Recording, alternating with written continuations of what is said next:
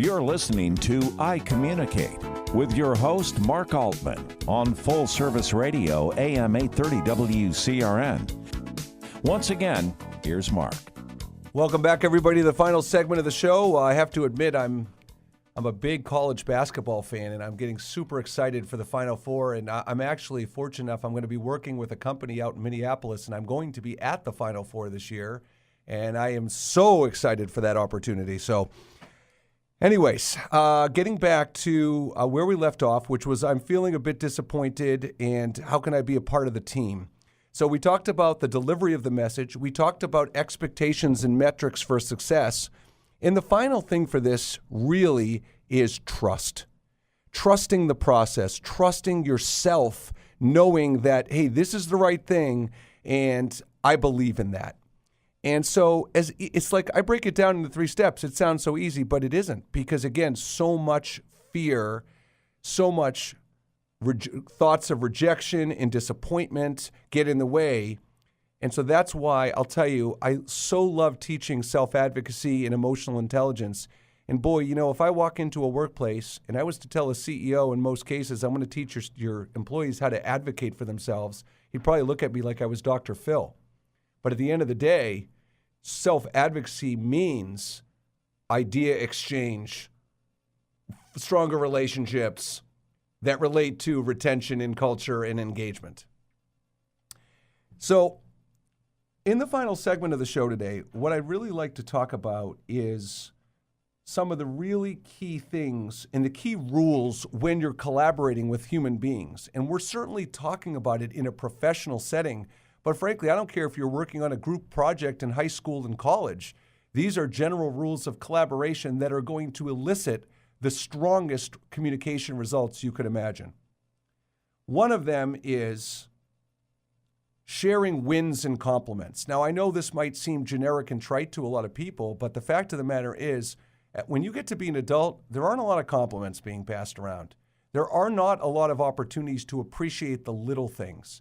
And I want to just specify, when I'm talking about compliments, I'm not actually talking about obvious compliments. Obvious compliments are still good, don't get me wrong, but look at ways, if you're sitting in your office right now, think of someone who did the littlest thing for you. Think of someone who did something where it wouldn't even occur to you to thank or appreciate that person. Get up and thank them, because talk about buy-in. Again, we talked about it earlier, building people up. That's a great way to build people up. The second thing is, when you're collaborating, define the roles everybody has in the collaboration and review the expectations everybody has during the collaboration. No risk, just good, open, honest, transparent communication. When I think of, if someone were to describe me and someone said to me, Mark, what are some words that you would like to be described as that would mean a lot to you? Well, just like everybody else, I would love to be told I'm caring and I'm kind and I'm giving and all those things. But you know, the words that people might not expect, one would be transparent. You know, and transparency to me translates to authenticity and being genuine. And the second would be approachable. Because if you're approachable, basically you've created a culture and environment where anybody could share anything with you without fear of reprisal. Additional meeting things would be remove distractions. Now, I'm not going to get on my high horse and talk about cell phones, but I would say that when you're in a collaboration with people, the only thing that should be in that meeting are yourself and any specific meeting materials you need, no more, no less. Because let me make it clear to everybody that when you're in a meeting with someone and there is a culture of phones, every time someone looks at their phone, that person's basically saying, what I need to do and what I need to think about right now is more important than what the group's doing. They might as well just hold up a sign saying that, because that's what it means. Second thing is, or it's not second thing, additional things are the why. Why are we having this meeting?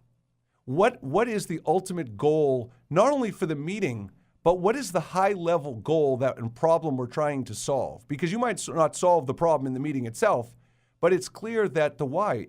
I mentioned earlier in the show that one of the best ways to get people to buy into what you're talking about is explain to them the relevance. And if people are unclear about the relevance of the meeting or the goal, you're behind the 8 ball already. Now, let's talk about delegation for a moment. This can be really tricky in meetings.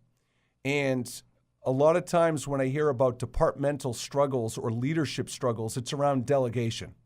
And so whenever I have exchanges around this topic, I often say, so you have trouble delegating? And they say, why? And I say, why? And they'll say, well, I don't know. And I say, well, I know. I say it's one of four things. It's you don't trust the people that you're going to delegate to. 2, you can't give up control. 3, you don't think people will work to the same standards and expectations you have of yourself and the work. And by the way, that's exactly a prime example of what I was talking about earlier with articulated expectations. Because if you have in your mind a certain level and you don't think someone could get to that level, well, do they know the level you want them to get to? So when it comes to delegation, what's the cost? If you have people in your company right now that are struggling to delegate work, a lot of people in corporate will say, well, that's okay. They're working late. They're getting so much done. I mean, they are so super high level productive. But I need to break the news to someone. There's this thing called burnout. And burnout, when it comes to productivity or delegation, here's what happens. If you're not delegating work, there's the mental, physical, and emotional stress that goes into being overworked.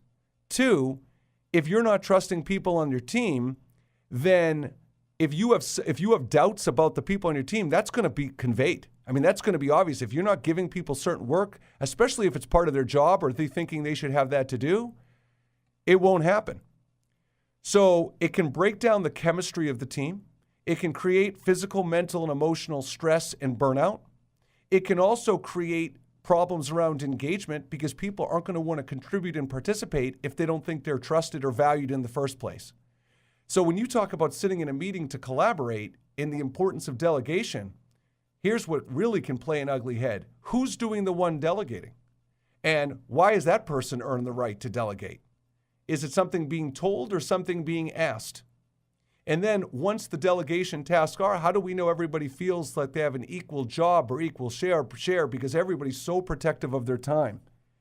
So the delegation piece of management and the delegation piece of collaboration is so delicate, and it really requires a lot of emotional intelligence.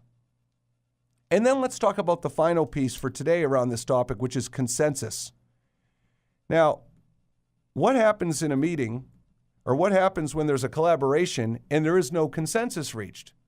We'd like to think that everybody's equally involved and feeling equally heard or validated in the meeting, so if their idea isn't accepted, they walk out and they're thinking big picture. But I don't know about you, I've been involved in hundreds of meetings in my life where people's ideas haven't been taken into consideration, and they haven't felt heard, they haven't felt validated, they haven't actually felt like they've had a chance to explain their idea through and the merits of their idea. So what do you do about that? How do you create a culture of communication within departments, interdepartmentally, where people feel like they've had their say, and even though they're not quote unquote getting their way or having the idea, they still can see the big picture because they buy into the big picture decision. So those are some thoughts around how collaboration can work more effectively. Now, I'd like to end the show with some thoughts around what I think are some of the key components to successful communication. And these are the key components that I really focus on training when I walk into companies. And just to give you a quick foundation, if someone calls me up and says, Mark, we need you to come in and do some training around culture, leadership, team building, revenue growth, service, it always comes back down to communications. It always comes back to these things. Ready, everybody? If you're driving, don't write this down. But here is what I do when I train people to adopt, to behave differently, to replace habits. First, I help them with their thoughts. Second, I help them with their feelings. Third, help them with their knowledge. Fourth, help them with their skills. Fifth, help them develop the practice and experience so they're confident and comfortable to apply it. Those are the 5 ingredients. You could have Tony Robbins into your company for all that matter, but at the end of the day, if the person who is training and developing and mentoring and leading your people are not taking those 5 aspects into consideration, it won't work. Because those are all barriers. Those are all the things that create silos in companies and create the disconnect in communication. So what I want you to think about is, here are the keys.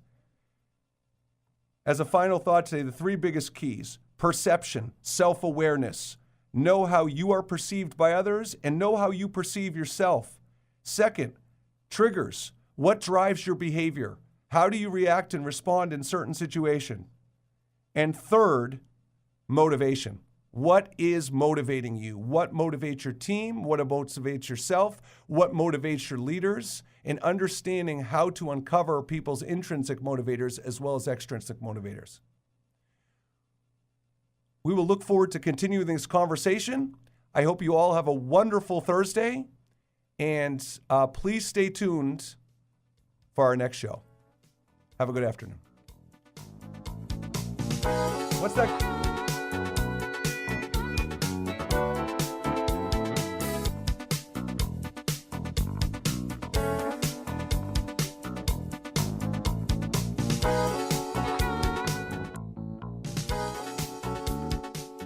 You've been listening to iCommunicate with your host, Mark Altman, on Full Service Radio, AM 830 WCRN.